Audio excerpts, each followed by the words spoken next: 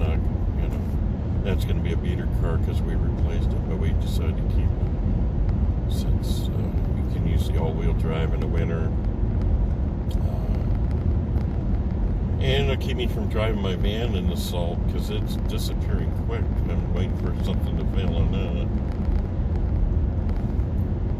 The Chevy van, though, it runs, and the transmission, it's just a sweet ride, and just they can last well over 1 million miles. But, they got to do something to stop them from rusting. And that was the other thing, the new extended van just sat in the garage unless the roads were completely clear. Because we looked at the other van and said, we are not doing this to you. You will not be driven in the salt. You will not rust. And when you went underneath, the vans had nothing in common.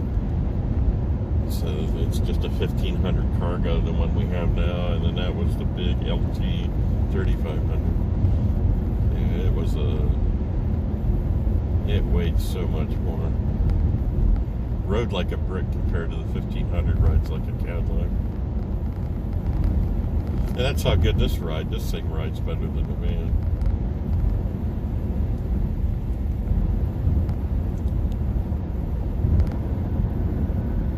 Well, we got 200 miles of range and we're 42.7 miles from home. We're using Eco and E-pedals on.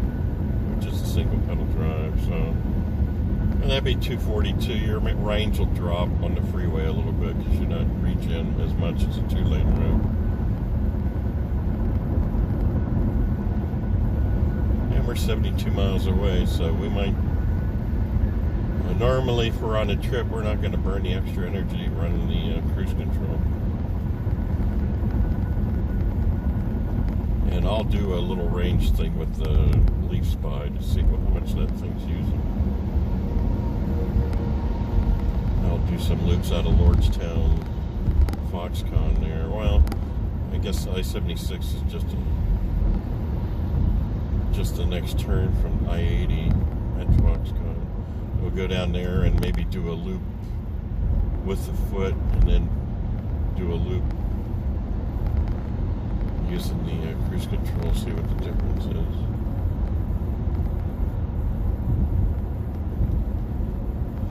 So where we're at in Ohio, we've got I-76 is the first one up our street to the north.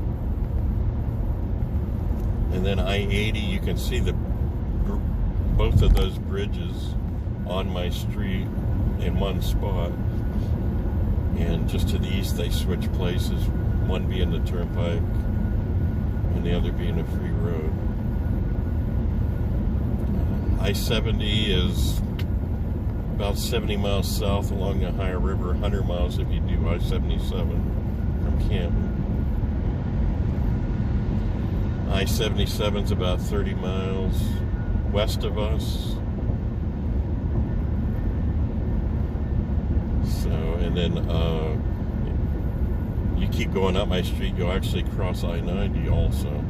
So it's a lot of highways crammed into one state.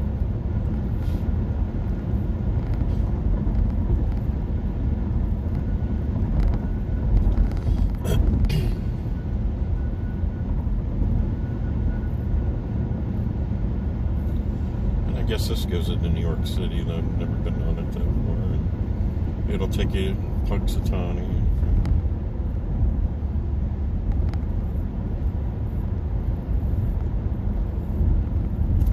So the years I was sick, I got that movie, Groundhog Day. I love that movie. So I say, well, that's looks like a pretty good place, but we're not going to go at Groundhog Day. We'll go before or after. So I was bedridden, and I got my little notebook out with Google Earth, and I'm using the Google Map thing to take myself around Punxsutawney, and it ain't the same place. It's a little bit on the disgusting side compared to what's in the movie. So I'm looking all over, and plus the event is like 2 or 3 miles out of town at a park, and you're like, what? So the movie was done at, I think, Woodstock, Illinois, north of Chicago. You do a story about our town, but it's not good enough. So it had to be done in another town. And was it Renee Zellweger or whatever? She was doing a movie about New Ulm, Minnesota. She goes up there to shut this place down or whatever in this food processing. And I'm watching it because there's a statue that was made in Salem. This huge statue. It's a little smaller than the Statue of Liberty. Well, I guess the same thing there. They did a movie in Canada. So you never know. So they did a movie in Salem a year ago.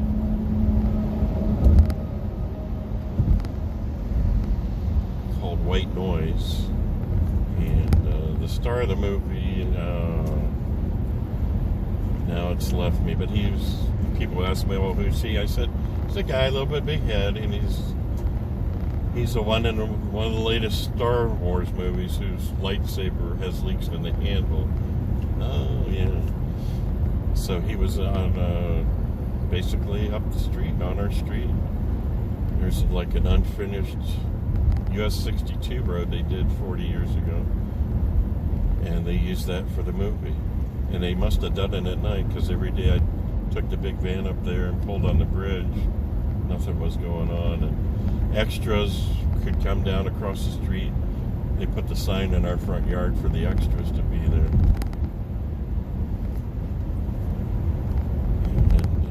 And when I worked on the railroad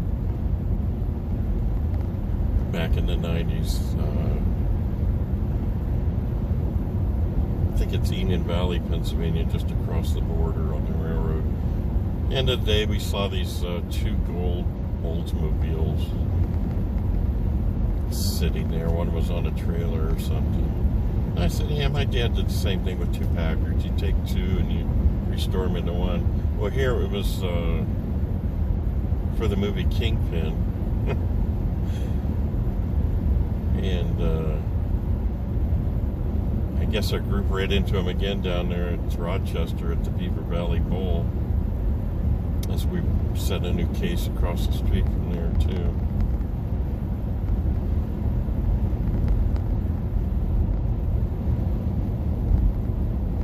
Two miles. Well, I'm going to cut you off and cut you back on I-79. And back on.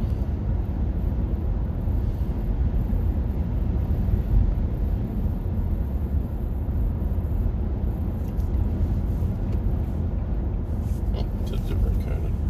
Take exit 19B.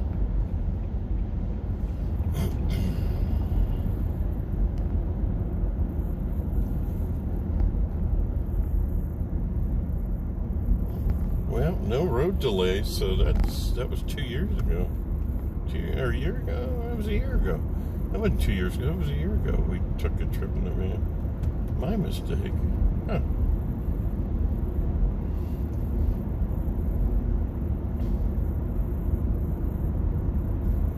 Well, if we ever do a family outing, you can rent one of those vans.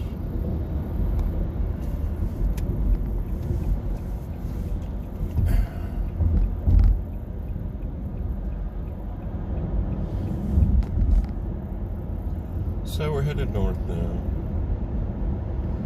Alright, I'm going to turn on the cruise control when we get up to speed here. And I think what I'm going to do is I'm going to turn it on and then watch before I set it and see what the range does. So, from the main, like I said, you got your analog speedometer on the right, and then on the left you can select screens here. And the main screen shows you your power usage, your battery life, and all that stuff. So I click it left twice and it gives you a nice digital speedometer that's easier for an older guy like me to see.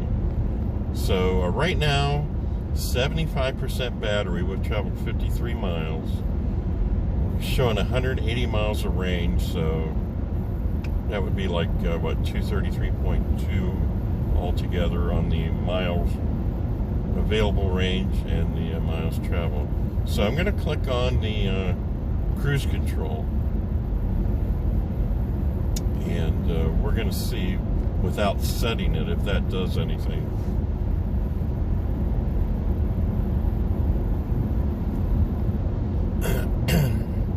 And we're still at 180 and 53, so I'm going to travel a little ways before setting it and see what happens. And then we'll probably leave it on and burn more juice, because we're going to use Electrify America instead of the slow level 2s at the Pennsylvania State Parks. The Catrike's right next to me. It's in the back. The Weiss, I think it's a Catrike trail or pocket or something trail, I think. I had to take bike rack and the bike bag and some stuff off, and it fits in nicely. The crank set is to the right of my right ear, and you got to turn the pedal around so you don't hit your head. So I'm not seeing anything that's sucking power right now. So we'll set it here pretty soon.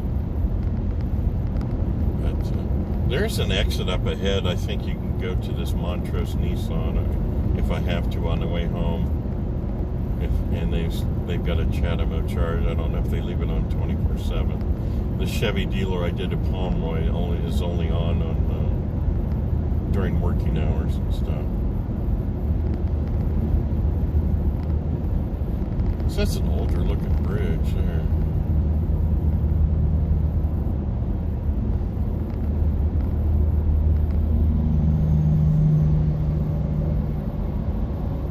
I'm waiting for like a mile marker that's even. Cruise control's not using anything. Now we set it. And we're set at 65. And so our numbers are 178 mile range, 55.9 miles traveled, 74% battery.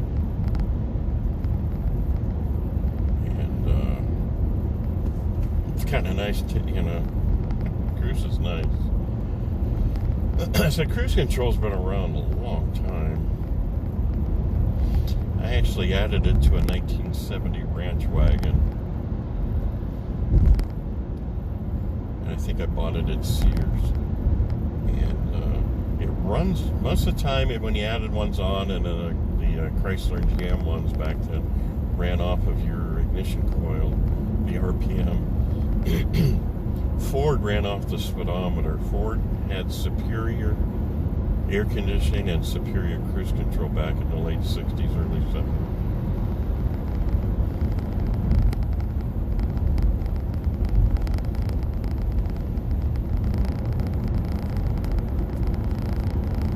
So when I hooked this cruise control up in California on this Chick Magnet, which is a 1970 ranch wagon by Ford, yellow on the outside, green on the inside. Dear God, I don't think anybody ordered that thing. It had to be bought like in 72, 73 maybe. Like the last one on the lot. Like what? What Brady Bunch hell killers are we? Like holy crap. So there was a wire hanging off the speedometer cable, and I'm not sure if I tapped into that later or not. That made it more, to make it more accurate. I was probably too busy. But it wasn't something I did for the whole trip. It was something just to rest my leg every once in a while. Because the commute over the mountains from the desert into LA and back every day was, it's pretty tiring. And then without air conditioning in that beast, it's pretty bad. But the gas was like 91, 92 cents a gallon before Desert Shield. So it's quite a while ago. So I'm not seeing anything too wasn't bad yet.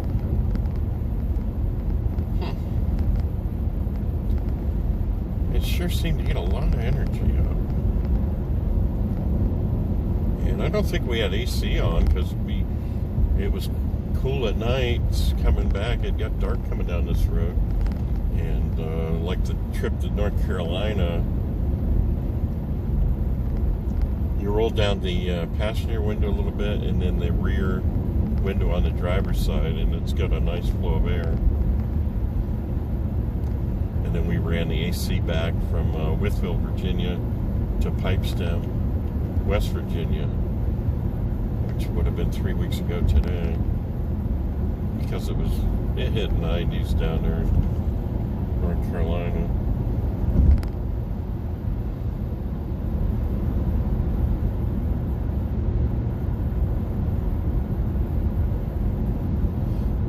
Well, maybe it was just a fluke that day.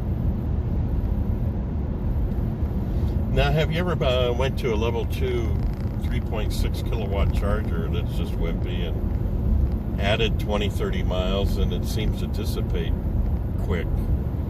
That's happened to me more than once. It's kind of a strange phenomenon. So when I pulled up my I've got the Emporia Energy thing tapped into my breaker panel. My Nissan Charger was doing over 30 amps. It just took the 6,000 watts and you divide it by the 220 to get your amps. And I would prefer at home to do a maximum of 24 amps. So my normal charge from below 20% up to 80, a little over 80% is 6.5 hours at home. And I use the timer or something mostly for that. You use the timer, even in West Virginia, after you get there, set the timer for 2-3 hours later. And if there was more cars there that were electric,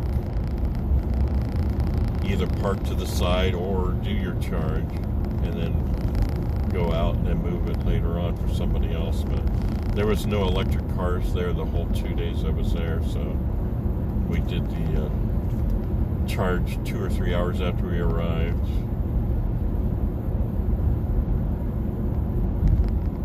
To give the battery time to even out or cool down. So the hottest this battery's ever gotten is halfway between the halfway point and hot, the first mark on hot, which is 2/3 of the scale.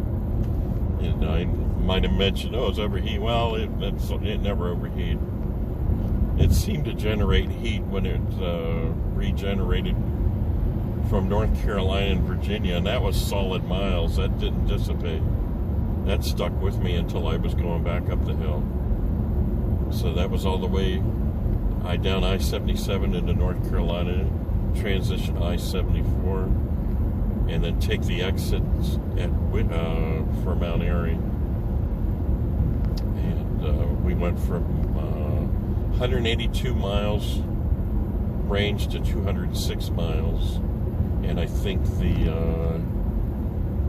percent battery was 75%, went to 76% for a short time, and then settled on 75%, even though the range increased. And it wasn't ghost miles or anything like that. That was solid, and that was a pretty quick charge. So I think that I should have checked the thermometer on that. I was just so excited about checking the regen, I forgot about the thermometer. And then when I went into Mount Airy or whatever, I did the double return climate charge, so my car would be cool if I returned at 2:30, 3 o'clock, or around there. So the AC was running 20 minutes and then 20 more minutes when I came back. And so it sat in the hot sun. It had to be low 90s, and then it was high 80s when I got back to Withville, Virginia, and that's when I noticed the battery was at 2/3 the scale. There goes the Saturn SL1. SL. The base model has the non-matching bumpers. Well, it's got the mirror, so that's like the mid-range. The base model originally didn't have the mirror on the passenger side. It's one of the things I bought right away. It was actually cheap. And then I would buy 10 oil drain plug rings at a time from the Saturn dealer in it's called Saturn of the Valley, Galpin Ford or whatever. I can't remember what exactly it was, but I'd do an oil change every 3 weeks. I did 28,000 miles on the car commute to work and back in 10 months.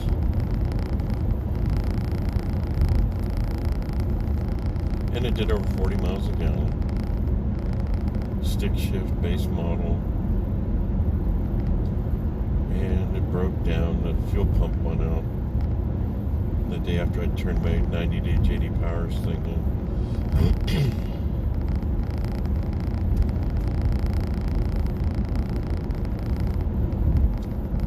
That Saturn of Torrance. Let somebody use the car, take it home, see if they could repeat it. And looks like they crashed the front end, and they denied all that. But then I got them on a phone call recording that they did it. Luckily, my dealer, Saturn of the Valley, fixed the damage for free.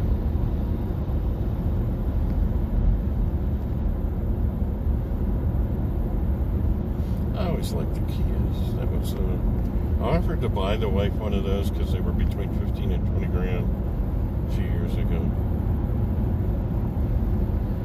She didn't want one.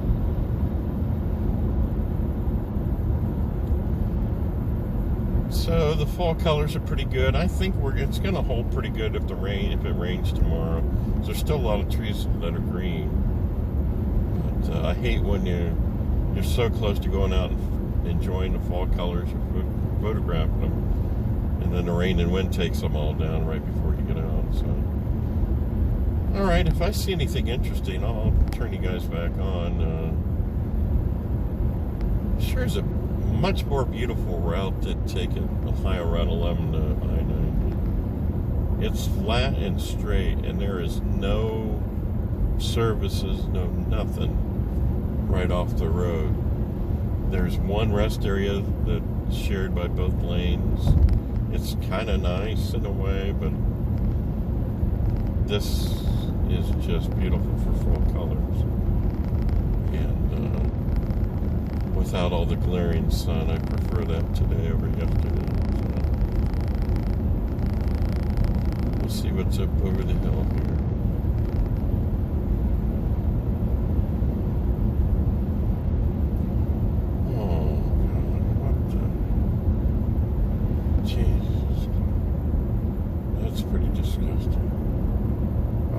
To see any animal. Jeez. Now we'll hit a rest stop in here, because like I said, the restrooms are closed at Presque, and otherwise we go to Walmart and try that. But I think it's a 13-mile bike trail there. And the reason we cut out the other bike trails, it'd be like a 300-mile trip just to do 3 bike trails in a day. I said, that's just, I can't handle that. That's too much. And we might do a Lake Chicago thing next week, the next week or two, depending on how my neck and spine holds up on this trip. And everything up, I'd probably pack sandwiches since there was nothing to eat on most of that. There is a bike trail, Lake Chicago, and we can hit the one in Oil City on the way. Oh, wow. Oh, is that a beautiful river? Wow. I'm not sure what that is, if it's a lake or a river. Out in the middle of nowhere, and it's gorgeous. Oh, Jesus. Well, what's the next rest area? Because that's a little too close.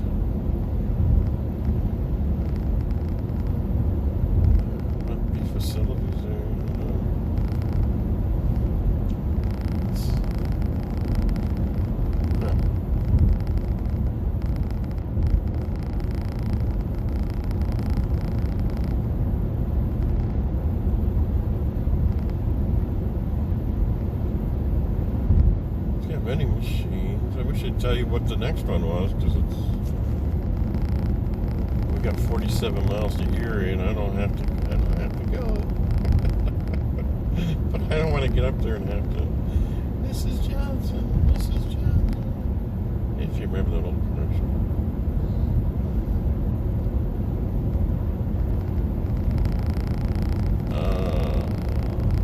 I guess I could force the issue. Come on, tell me where the next one is. So right now we're at 67%, 165 range, and 70 miles traveled. So I have not seen anything on the cruise control like I did before. I'm not sure what's going on. Now, shoot, I'm going to pull in.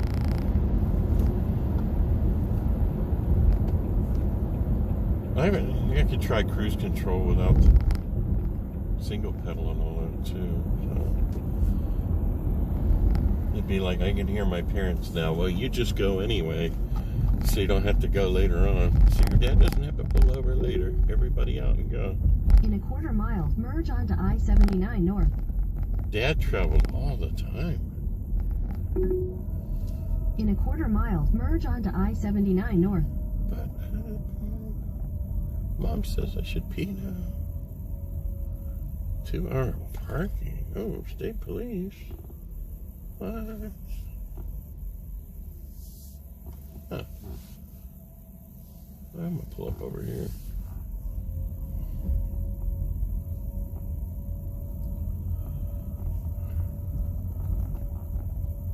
State police. He can run out, tinkle, and keep chasing, I guess. That's pretty funny. That one between the state police and the handicap wasn't marked. That's what I was looking at, and I was like, eh. Well, that's a pretty nice looking rest area, and I don't see any scales on our side. Well, maybe that was something that was here. No skateboarding, no bike riding, no rollerblading. Maybe we can get some free. I love maps. I'll hang them all over the garage and everything.